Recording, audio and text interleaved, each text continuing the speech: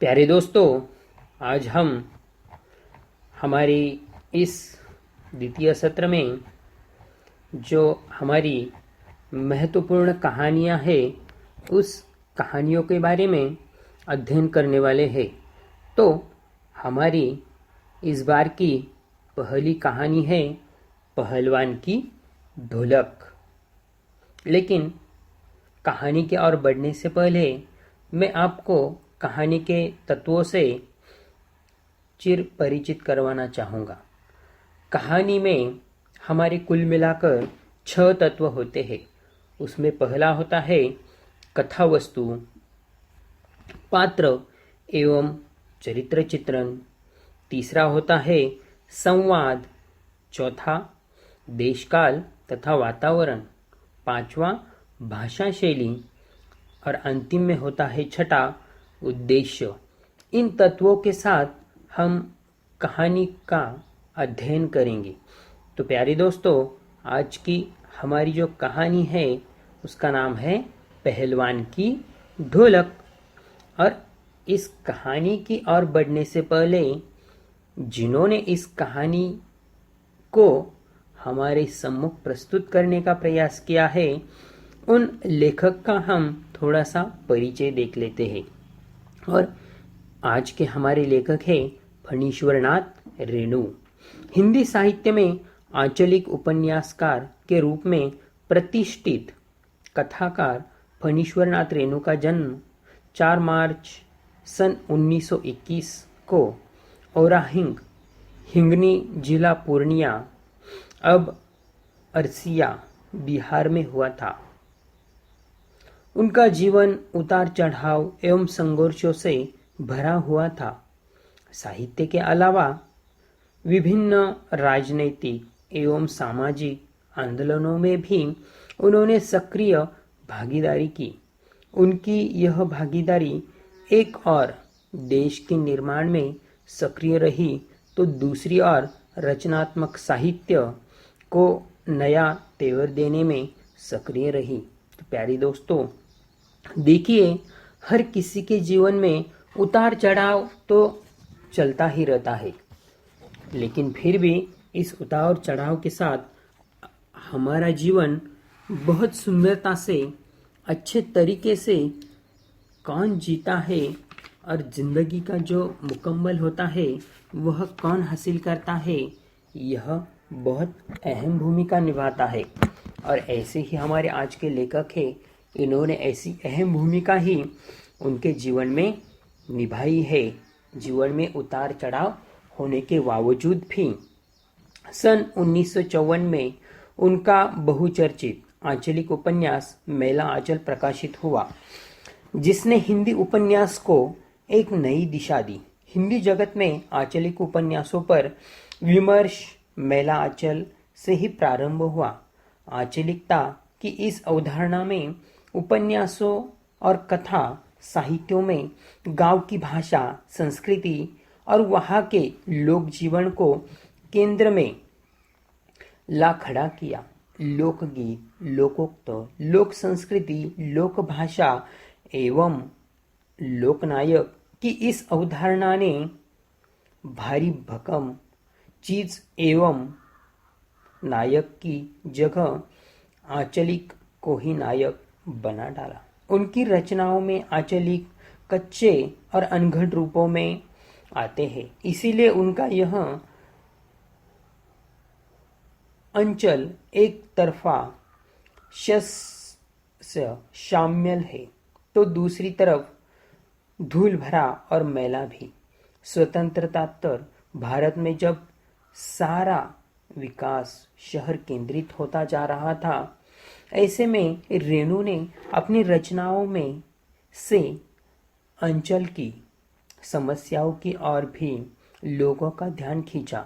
उनकी रचनाएं इस अवधारणा को भी पुष्टि करती है कि भाषा की सार्थकता बोलने के सहचार्य में भी है। और उनका देहावसान 11 अप्रैल 1977 पटना में हुआ। तो प्यारे दोस्तों, ऐसे हमारे फणीश्वरनाथ रेणु, इनको मुख्य तौर पर आंचलिकता यानी कि एक विशिष्ट स्थान को लेकर हम जिसे आंचलिकता कहते हैं, ऐसे जाने माने आज के हमारे सुपरिचित फणीश्वर नाथ जी का परिचय है। और उनकी कुछ प्रमुख कृतियां भी है, जैसे कि मेला आंचल, परती परी कथा, दीर्घ तरफा, कितने चौराहे, ऐसे उन्होंने उपन्यास भी लिखे हैं। और खास तौर पर यह आंचलिकता यानी कि गांव की और की संस्कृति परंपरा की और हमें खींचे ले जाते हैं। उनके कहानी संग्रह भी है, ठुमरी, ठुमरी, अगनखोर, आदिम रात्रि की महक, एक श्रावणी, दोपहरी की धूप, उनके संस्मरण में है, ऋतुन जलन, धन जल, वनस तुलसी की गंध, श्रुत अश्रुपूर्व।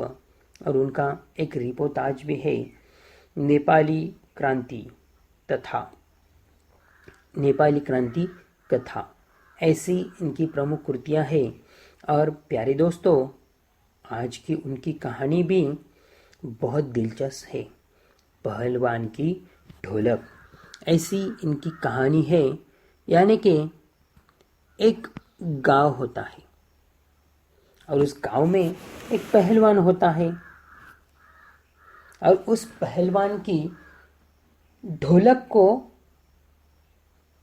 उन्होंने उस ढोलक के माध्यम से पहलवान का रेखा चित्र हमारे सम्मुख प्रस्तुत करने का प्रयास किया है।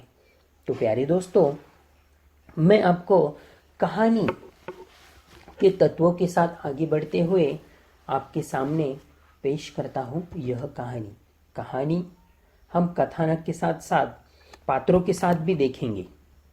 और हमारे इस कहानी के मुख्य पात्र है लुट्टन सिंह, जो एक पहलवान है, और उनके जोड़ी में उनके विरोधी पक्ष के जो पहलवान है उनका नाम है चांद सिंह।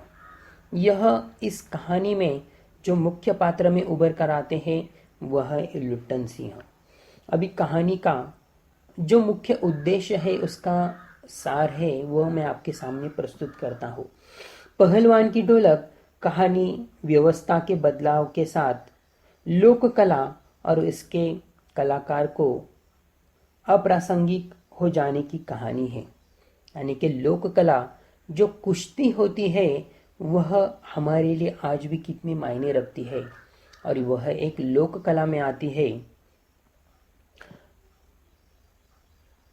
राजा साहब की जगह नए राजकुमार का आकर जन जाना सिर्फ व्यक्तिगत था।